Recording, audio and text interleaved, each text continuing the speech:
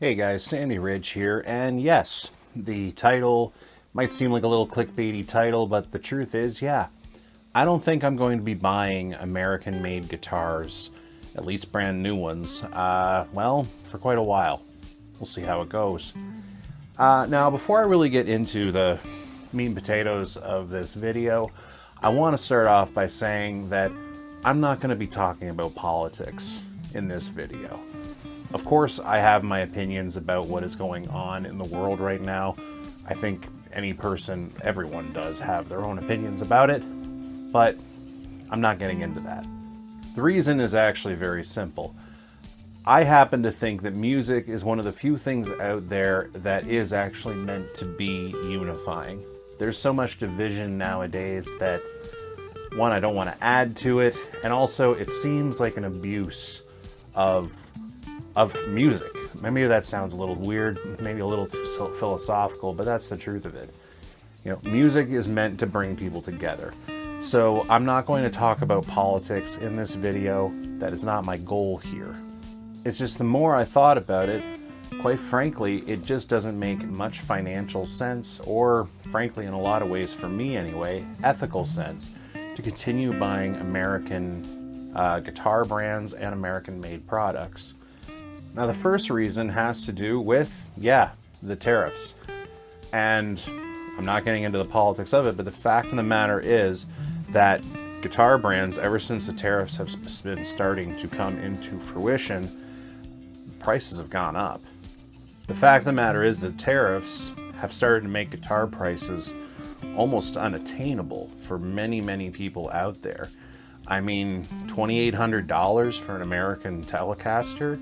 I remember buying a Telecaster not that long ago for like $1,600 brand new. $2,800? That's insane. Now, to be clear, this isn't a knock against the instruments themselves.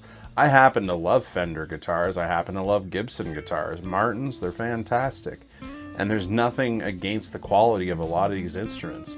But simply put, the prices are just insane.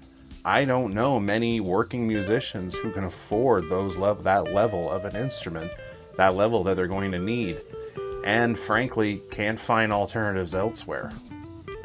Which actually brings me to the second reason that I won't be buying American-made guitars new anymore. And that is that frankly there's a lot of alternatives here in Canada that are just as good, if not better. So for example, I have an acoustic guitar here from Godin Guitars, made here in Canada. I've owned Gibson J45s. I've owned Martins. I would put this acoustic guitar up against them any day of the week. The only difference is, this is $1,200 for a North American made all solid wood acoustic. At the same time, again from Godin, this is a Godin Montreal Premier. It's a great guitar. It fills the Gibson 335 itch quite nicely. Now, brand new, these are actually going for about $2,000, which is a fair bit of money, but when you compare it to $4,500 for a Gibson 335, it's a lot more affordable. Simply put, the prices that these companies are asking for these guitars, it doesn't line up when you look at what you're actually buying.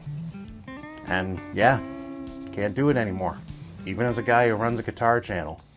Now, I also mentioned that there was actually a moral reason, and that moral reason is actually really simple. I believe in supporting local as much as I can. Let me explain. This is actually the Daisy Cutter Phase pedal. It's an overdrive pedal that I got off a fella who lives right here in Southern Ontario. This is from Phase Amplification. These are excellent pedals, okay? This is a Telecaster style guitar from a local builder, Curtis Customs, that I picked up for, I think it was $700-800. And this is an amazing guitar. And I'm actually happy that my money was actually going to someone local. I'm supporting my neighbors. And for those who are watching, it might take a little bit of Google searching, but I'm pretty sure you can find a local builder in your area too. Why spend the money giving the money to the big guys when you can support your neighbors, help them make their mortgage payments? Anyway, I don't want to seem like I'm coming down on some of the major American guitar companies. Fender, Gibson, Martin, Taylor, all of these major brands, quite frankly, they shaped music as we know it.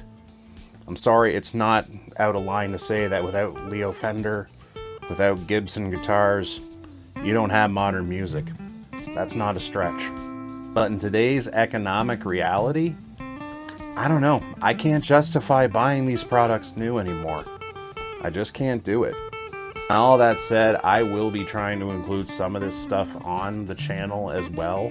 I mean, it's just I have to find the stuff used. It's a more affordable way to do things. I hope things are different. I hope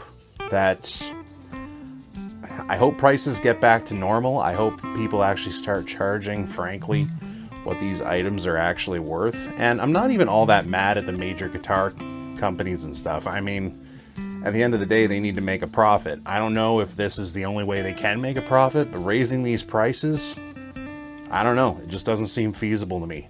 I don't see how it can continue on. Anyway, maybe I'm completely off base, okay? Maybe you think differently than me, and I'd love to hear from you. Please leave a comment. Let me know what you think. This is Sandy Ridge from Sandy's Guitars. And look, if you want to continue buying American guitar, like, what business is it of mine? Okay, buy what you want. I just thought I'd share my own thoughts on this. Heck, it's my channel. I get to say what I like. But that's kind of where I'm sitting.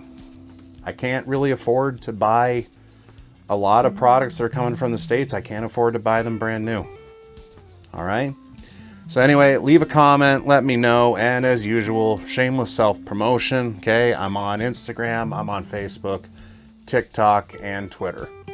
Like and subscribe. See you next time. Take care.